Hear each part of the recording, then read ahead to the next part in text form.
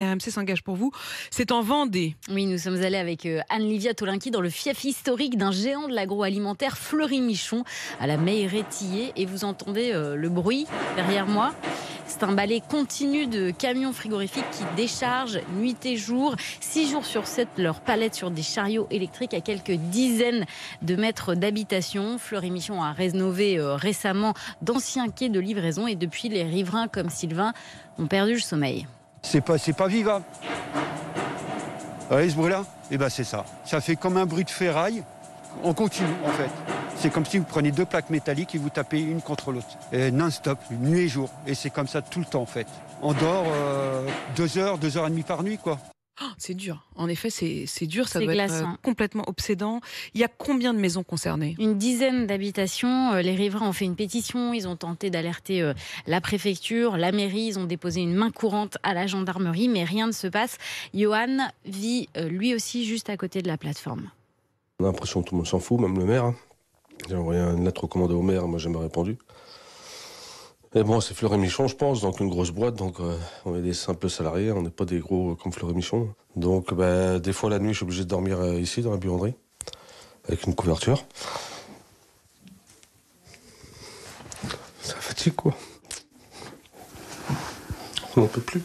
Il est épuisé. Ils sont épuisés. Ils sont vraiment à bout. On les entend, ils sont à bout. Complètement à bout. Ils sont à bout. Alors, que répond l'entreprise, Marie ? Alors justement, on a rencontré la directrice logistique de Fleury-Michon, Florence Rouy.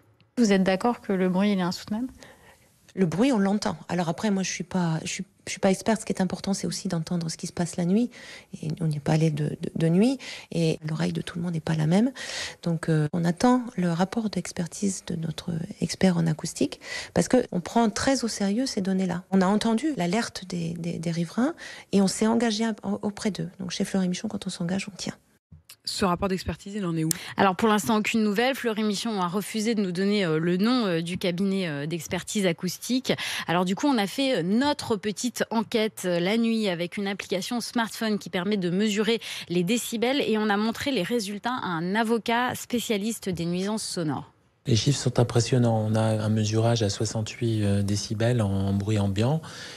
C'est l'équivalent d'une tondeuse à gazon, donc c'est très important. N'importe quel bureau d'études en acoustique constatera que dans l'absolu, il y a une ambiance sonore qui est intolérable. Et en soi, s'il devait y avoir un procès derrière, on parlerait immanquablement de troubles anormaux de voisinage. Donc la loi n'est pas respectée. En tout cas, oui, on est très au-delà des normes acceptables par la loi en termes de décibels. Elle dit quoi ? La loi, elle dit pas plus de 3 décibels la nuit ou pas plus de 5 par rapport au résiduel, c'est-à-dire par rapport au bruit. Quand la plateforme logistique est à l'arrêt, là, on serait plutôt autour de plus 30 d'après notre mesurage.